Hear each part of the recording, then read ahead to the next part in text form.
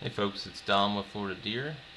Today I'm going to take us from this to this by the end of the video. Keep watching. I'm going to start with the 3-point hitch switch over from the stock rock shaft, which just basically operates the deck, to the 3-point version, which is an OEM 3-point version with a Rug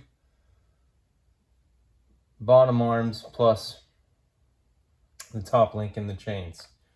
So we have the rock shaft over here, which is a little bit rusty, obviously older. That's the OEM part, plus these, I believe, are OEM as well. And then the rest of what you see there is the Rug items that will finish the project.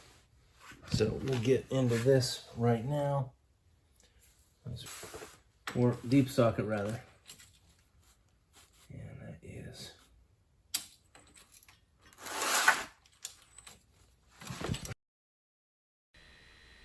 so it's worth mentioning here that this trailer hitch bracket is held on by 2 bolts on each side. You'll need 3 bolts on each side by the time you put these bottom plates on for the lower trail arms for the 3-point, because there's a 3rd bolt that attaches to the axle housing closer to the tires. So just keep that in mind. But they are 15/16.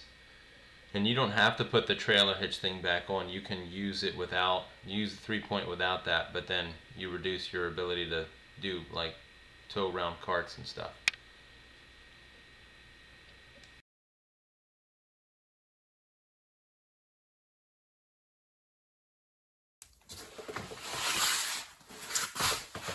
So, so these things come off. This is different than the 445, obviously, and I've taken one of these off because I think I did one on a 430 once.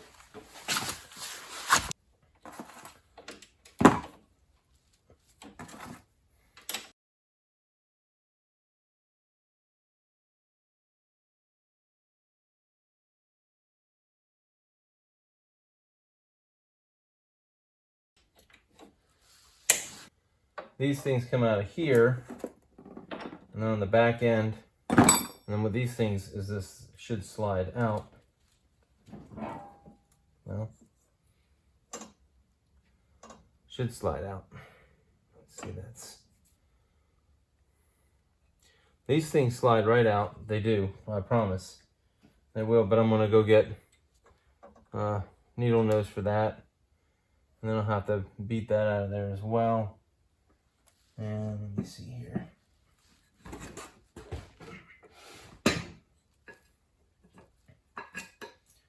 then we're gonna reuse this. This part is already on the OEM 3-point hitch rock shaft.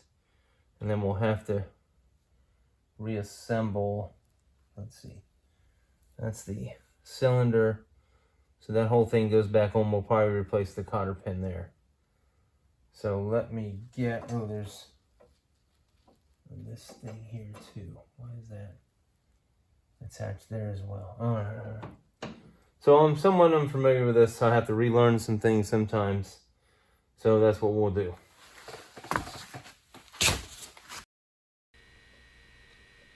Hopefully the value in my videos is that because I bumble through stuff, maybe if you watch them you won't bumble through them as well, and you'll be able to do it right the first time. So hopefully that's the case for you.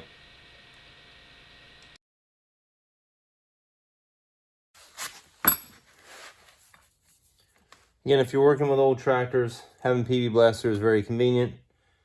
This is not an advertisement. They probably ought to be paying me for this, but they're not yet. So we'll see, I don't know.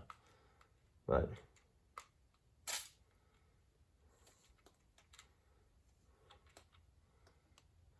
just lubricate that, I think, and maybe we'll lubricate this up here. So it didn't come out the first time. Maybe just need some lubricant to get that out. We'll see.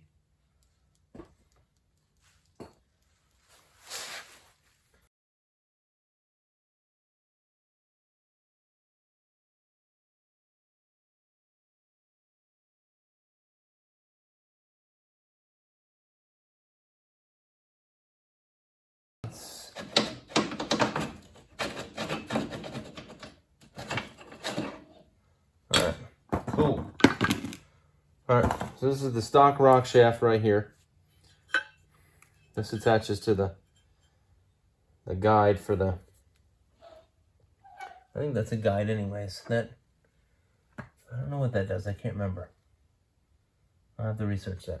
Anyway, so now we'll put that aside.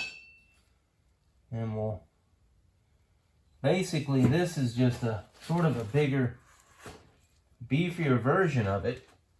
Oh gosh. Yeah, this is going to be a pain in the butt.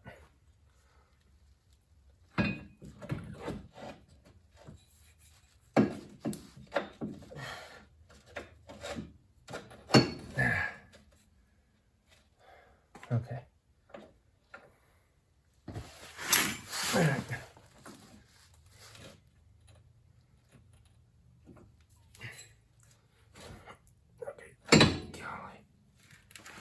Where the heck is that other piece?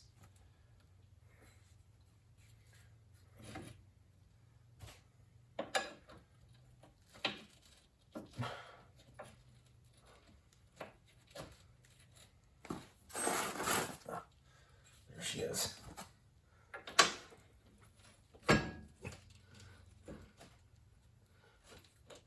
Oh gosh.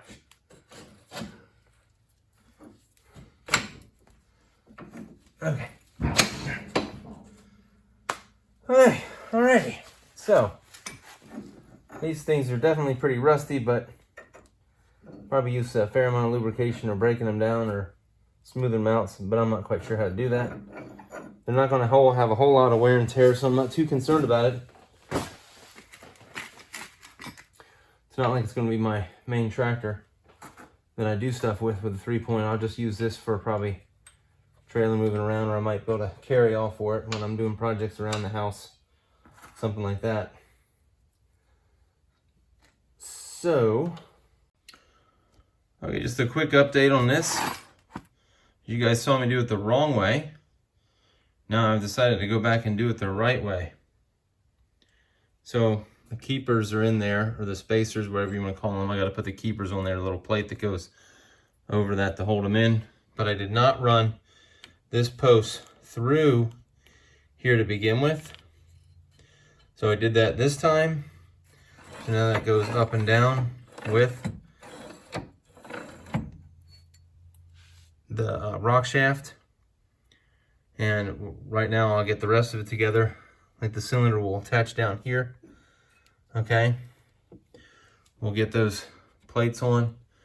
We'll reattach these to the bottom arms over here and also over here. And that'll be pretty much it on this part of it. And then we'll move to the attaching the arms and the top link. Okay, so again, this is just another area to fast forward as I'm doing some very basic mechanical stuff here, putting some of the pieces back that you can easily figure out yourself and move this along.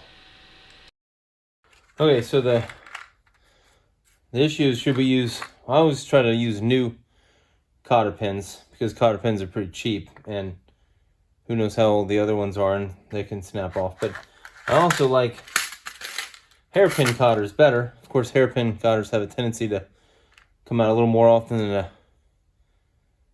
a regular cotter pin. So you guys should take that chance. Now what it's going to boil down to tonight is which one do I have available for that size. And you know, if I have a regular cotter pin, I guess I'll put it in there just for that simplicity of. And then I always try to put them in from the reverse side. Of course, as I do these repair or installation videos, my videos do assume that you have a very basic knowledge of mechanics, which is why I blow through this part. So what we did was get these pins right here, and then also, as you can see, the cotter pin's already in this one. We're about to put it in here. You can't really see it. It's right there.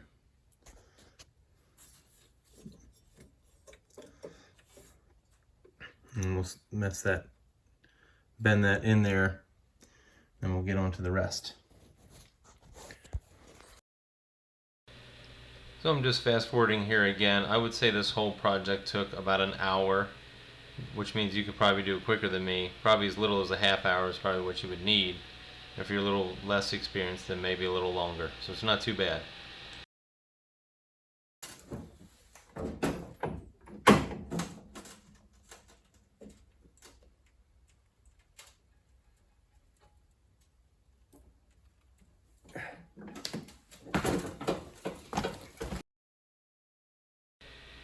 So it's possible I've mentioned this earlier in this video, but also maybe some of my other videos about this 322.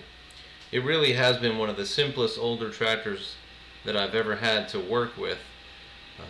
No frozen up bolts, nothing stuck, nothing rounded off. It's really been a joy to work with.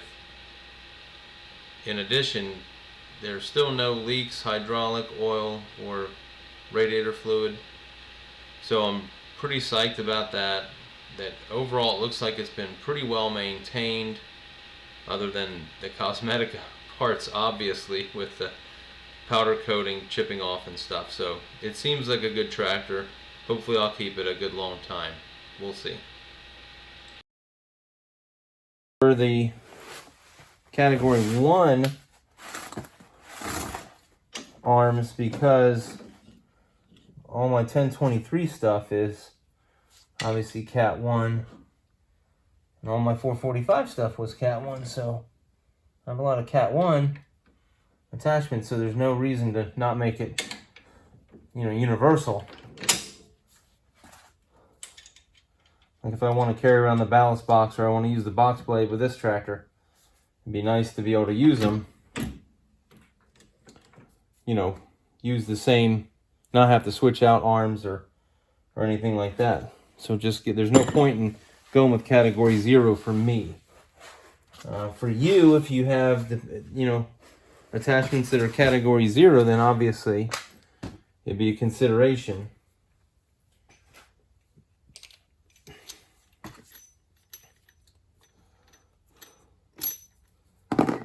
So I have another video. Like if you get this, so he sent me this. So this comes with the package from Rug. As you can see, it's larger, so it's category 1, but it doesn't fit in there. So this would be called category, and I guess you could call it a category 0 or it's a category 0 top link, but it's basically a limited category 1. So you can fit this end into here, okay?